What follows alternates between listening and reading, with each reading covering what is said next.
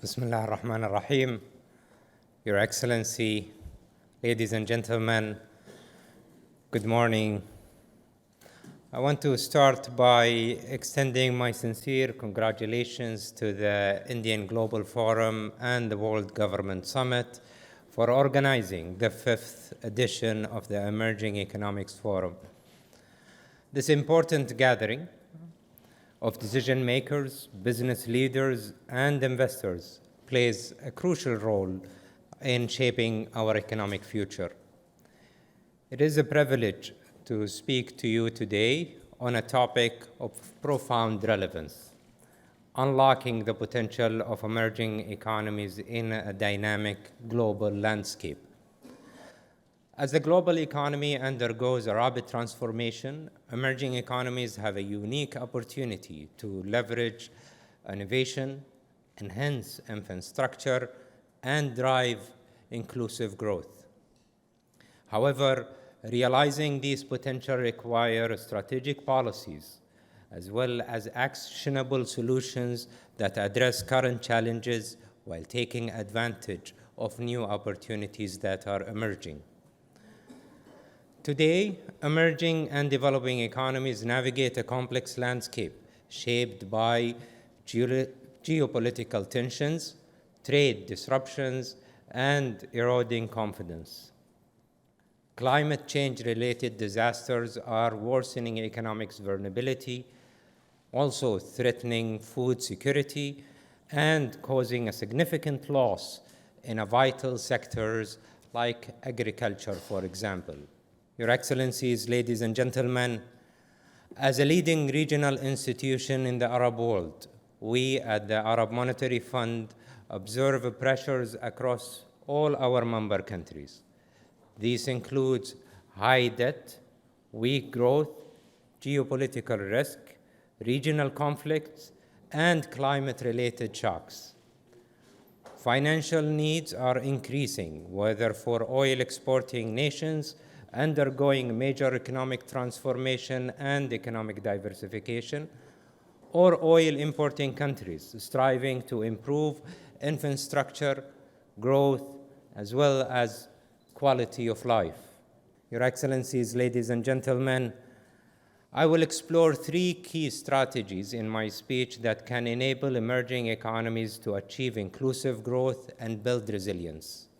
The first is strengthening regional and bilateral partnership to achieve a sustainable growth, mitigate trade disruptions, and reduce external position risk. To achieve this goal, it is important to promote free trade agreements and regional partnership. Trade is a very powerful driver for economic growth and economic diversification. Free trade agreements and regional partnership lower barriers, expand market access, and attract foreign investments. A prime example is the African Continental Free Trade Area, which is one of the largest trade agreements in the history. By creating a unified market across 54 countries, this trade agreement is expected to boost intra-Africa trade by over 50% and accelerate economic diversification in the benefiting countries. For any emerging economies, participation in such agreements enhance competitiveness, foster industrial growth, and ensure long-term sustainability.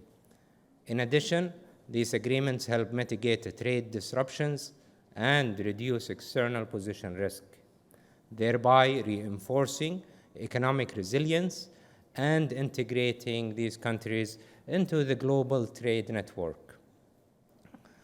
The second strategy is creating a conducive environment to attract capital flow, particularly direct investments, to secure long-lasting foreign financing sources, meet external and domestic financial needs, and reduce capital flow volatility, especially during economic downturn. To achieve this, it's important to enhance regulatory framework.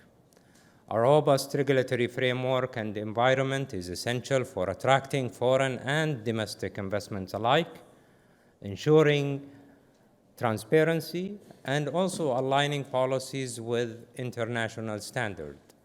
These good practices help boost investment confidence and stimulate economic activities. In our region, both Saudi Arabia and the United Arab Emirates serve as a strong example, having successfully reformed business regulations to attract startup and multinational corporations into their countries, making them among the most dynamic economies in the emerging economies, and particularly in this region. When governments reduce bureaucracies, hurdles, and strengthen the rules of law and improve regulatory framework, they establish a stable foundation for long-term economic growth and stability, long-lasting foreign investments, and sustainable technological transformation into the country. The third strategy is enhancing financial markets and promoting greater inclusivity to unlock economic growth potential through a more efficient capital allocation, expanding financial access, and deepening capital market. One way to achieve this goal is through the promotion of innovative financial models, as well as activate effectively public-private partnership. Financing is a persisting challenge for many of our emerging economies, particularly in sectors like infrastructure, healthcare, and technological development.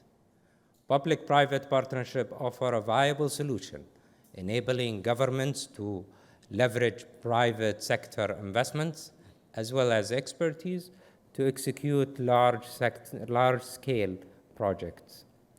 For example, India's extensive use of public-private partnership has driven the expansion of one of the largest renewable energy programs, attracting billions in private investments while promoting sustainable development.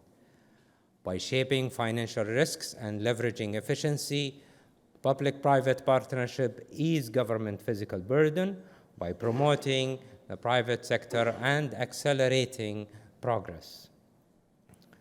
Your Excellencies, ladies and gentlemen, let me conclude by saying that emerging economies has a great potential, but unlocking these require strategic action and appropriate and credible policies. By deepening regional and bilateral partnership, enhancing financial markets, promoting financial inclusivity, and modernizing regulatory framework, these economies can navigate global shifts, foster inclusive growth, and build resilience for their nations.